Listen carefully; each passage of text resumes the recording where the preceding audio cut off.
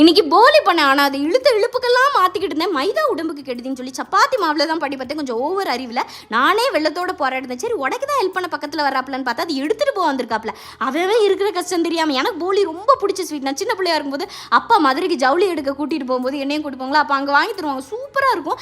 அந்த ஆர்வத்தில் தான் இன்றைக்கி நானும் பண்ணேன். அது இலையை வச்சு பண்ணால் எடுக்க அழகாக வரும்னு சொல்லிட்டாங்க. என்கிட்ட இலையும் இல்லை, பால் பாக்கெட்டு ஒரு பாக்கெட் இல்லை. சரி இந்த திண்டில் போட்டு பண்ணாலே அது அழகாக தான் வந்துடும் நினச்சிக்கிட்டு நானே அதுக்குள்ளே வச்சு நல்லா தட்டுறேன். அழகாக போலி மாதிரி தான் இருந்துச்சு. என்ன ஷேப்பு தான் ஒழுங்காக வரலையே தவிர மற்றபடி தின்ன அழகாக இருந்துச்சு. சரி எடுப்போன்னு கையில் எடுக்கிறேன் வரல, சரி சட்டாப்பில் எடுக்கிறேன் வரல, ஒன்றுத்துக்கும் வரல. சரி எப்படியோன்னு சொல்லி ஒரு கவரை தேடி எடுத்துகிட்டு வந்து அதில் போட்டேன். அழகாக வந்துச்சு. சரி ஒழுங்காக வந்துடும் போல இருக்குது அப்படின்னு சொல்லிட்டு கையில் எடுக்கிறேன். அப்போ வந்தோடனே கல்லில் போடுறேன். அது என் கையிலேருந்து விழுகவே இல்லை, என்னத்தையோ மாதிரி விழுது. அப்புறம் கால் வைக்கிற இடம்லாம் கண்ணிவடியாக இருக்குன்னு அழுகாத குறைதான். அது ஒழுங்காக கீழே விழுந்ததாக மட்டும் போலி வந்துருமா கிடையாது. ஏன்னா அது ஒரு இனிப்பு குண்டு சப்பாத்தி. டேஸ்ட் இந்த சப்பாத்தியோட சீனி தொட்டு சாப்பிட்டா சூப்பராக இருக்குமே, அது மாதிரி தான் இருந்துச்சு. ஆனால் இதுக்கு நாங்கள் ஒரு புது பேர் வச்சோம், சப்ப போலி.